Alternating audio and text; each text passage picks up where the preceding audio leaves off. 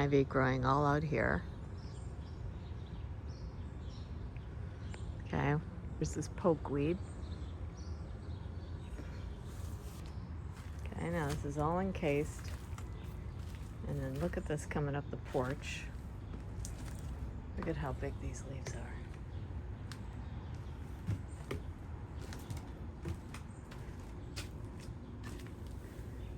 Just to give you some context for size.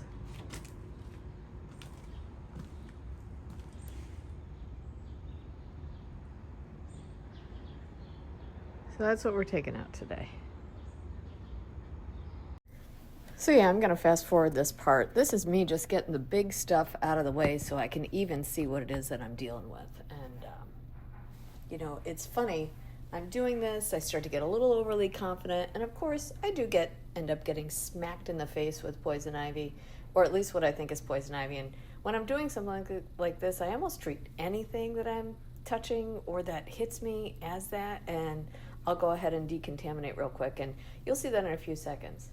By the way, this is for educational purposes. If you're liking this, please like and subscribe. You're going to get to see this full transformation. I do my best to share what it is that I'm doing, but this is not the DIY homeowner project. Oh, there it is. Got me. All right, now that is taking the face for sure.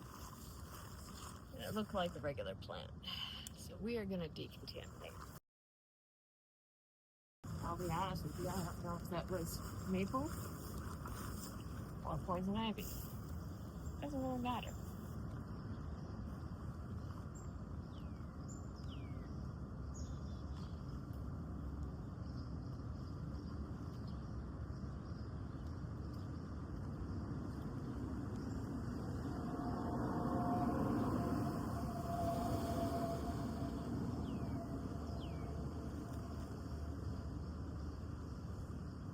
And that isopropyl alcohol is pretty harsh.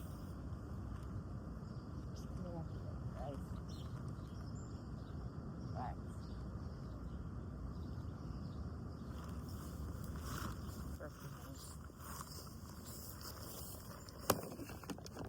Okay. It's fine. So listen, this is now laundry. And yes, I wash everything in the general laundry. There we go. Okay, keep going. I want to point out what I'm doing in this. I'm going to clean anything that I've touched. So I had to take my glasses off. Of course, my gloves had to touch my glasses. A lot of times I can push up my glasses with the corner of my knuckles. But I decided in this part that it would make sense to go ahead and clean because I wasn't sure really what had grabbed them. So I go ahead and I clean the lenses, I clean the sides. Anytime I touch anything, I pretty much clean it. The one thing I don't clean till the end actually is my phone because I'm touching that all the time. Another great example is if I have to go into my car and I have to open up doors or windows. I go back through, I go ahead and I wipe those down. I use the isopropyl alcohol. I had to use my charger.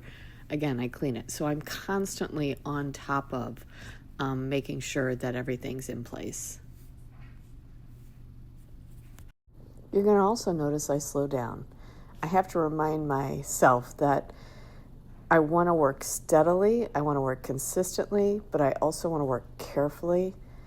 I guess the point is trying to find a pace that's going to work well for being really safe is kind of one of my objectives whenever I'm doing this. So I start to really study again kind of how everything is threaded through.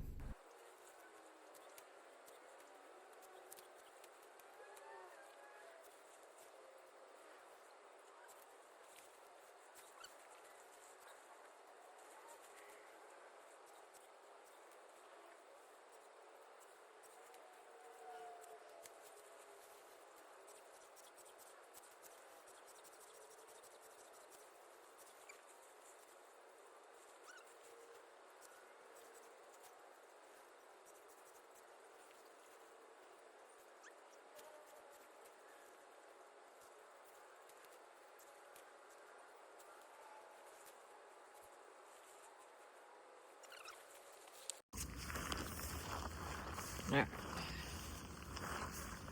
Now, just to give you an idea, again, of these leaves.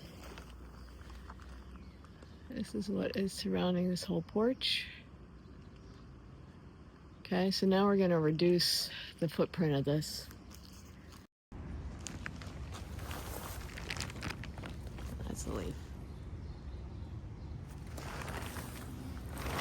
Okay, it's coming all the way into here, all the way up into there. It's aggressive. So now we're going to start to actually bag this up. Let's get this out of our way, and then we'll start to deal with that.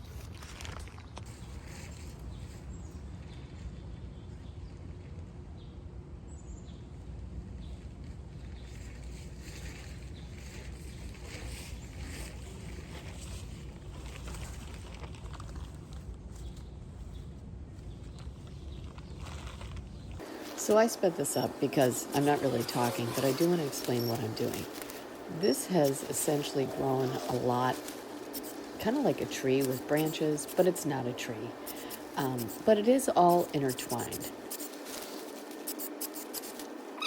I'm thinking of it like a knot in a hair that I don't have to untangle necessarily.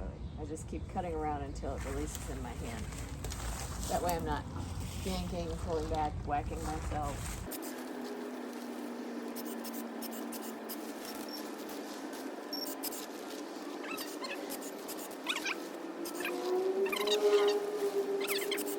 I'm going to actually zoom in here so you can see how knotted up this can get.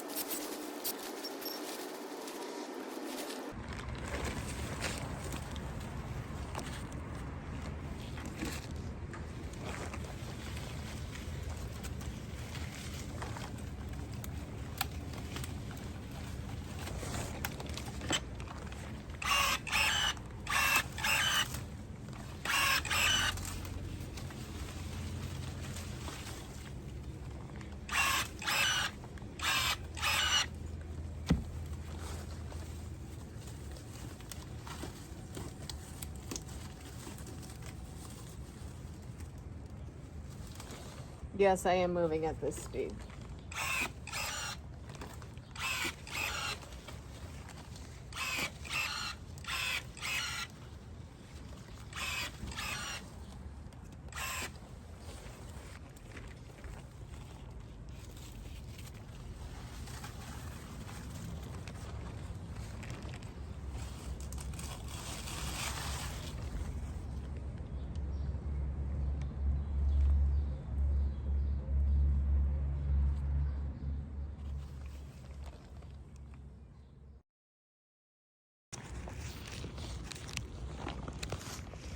And here you go. This is all poison ivy. There are probably some plants locked into here. We're just gonna keep cutting down, but you can see how entangled, how mature some of these vines are. At least de-leafed. We still have a little bit more to do. This, however, is where all of our weeds are, where all of our vines are. This is what's gonna need to unpack. We're now gonna go ahead and bag this up, get it out of our way, so we can actually see. We're probably gonna clear some more out. I generally kind of split like the clean stuff from the dirty stuff. So the clean stuff can go in pretty quickly. And I try and, of course, point it all in the same direction. But the dirty stuff, I kind of lay down and roll up, kind of like a carpet, just so that it's not, again, like I don't want to be pushing it into a bag for it to hit me. And here's a really great example of it where I kind of grab it in my hands, roll it away towards the ground, and kind of keep it in a clump. Now, once this is bagged up, I put it in 3mm contractor bags. I try and make it not too tight so it's not bursting, but I actually zip tie it. And it's basically trash. It's just going to die in that bag. The most important thing is that we not compost it because it'll just replant and regrow itself.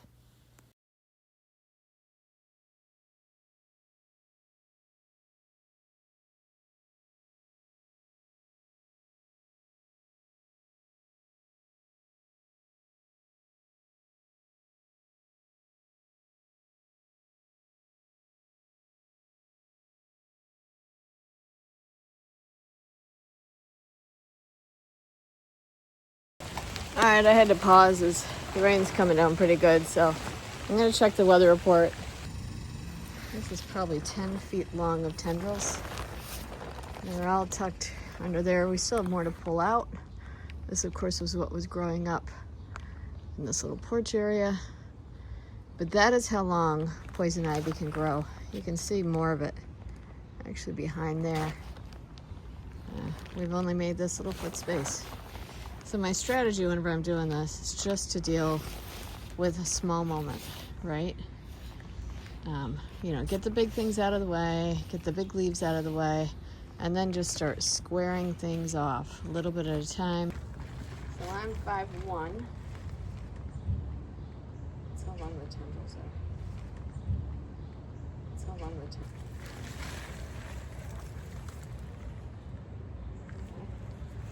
are. Now, when we observe this, okay, now not all poison ivy has this.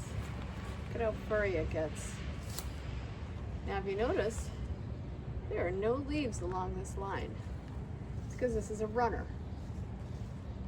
They come up where there are nodes. See how this changes? That's what I'm focused on getting out of the ground. It's not that there aren't nodes, but for whatever reason they didn't leave. But this runner, this is where it goes from one end of the garden to the other.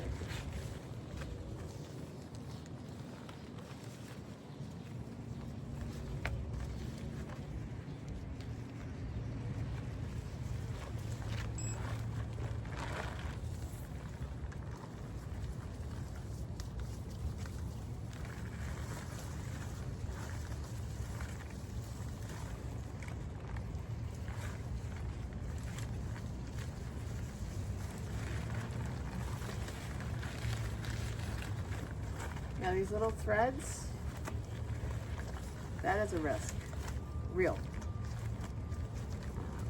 They break off, everything's got oil on it. That's why we move slowly, we move away from our face, we decontaminate. And again, that's honestly why I use that Xanthal.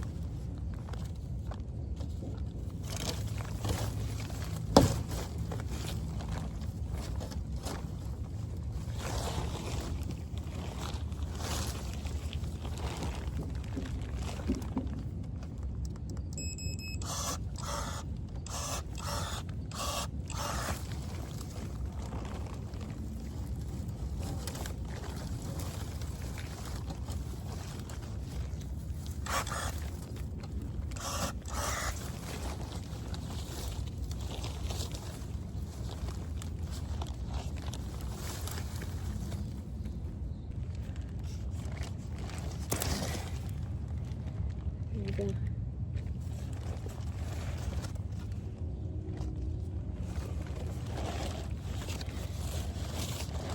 There's just so much vine right now. Trying to. All right. Where did that vine go?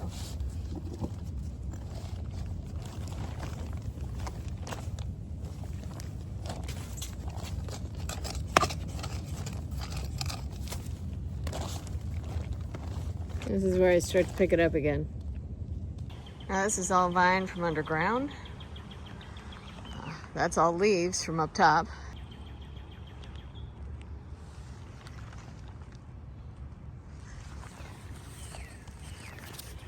I did say I would talk about berries, didn't I? Alright, so right in here, this is a berry cluster.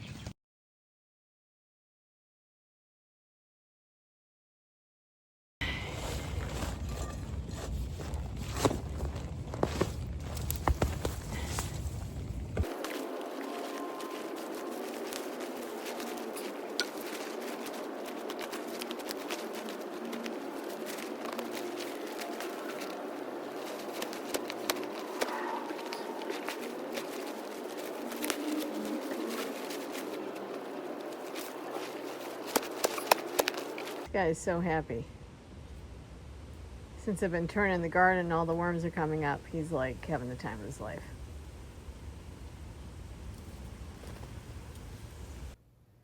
Here's the beginning. This is what I entered into. 4 hours later, this is where we're at. There is still more to go here. We still have a few hours left on this project. But we made some significant progress today. Again, this is one of those projects that I oddly enough look forward to. I don't know why. If you've stuck with this video, this is like the nerd out. This is not for the homeowner, by the way. This is purely for educational purposes. But this shows you how significant a poison ivy infestation can get. So, anyways, like and follow for more. I hope you enjoyed it, and peace out.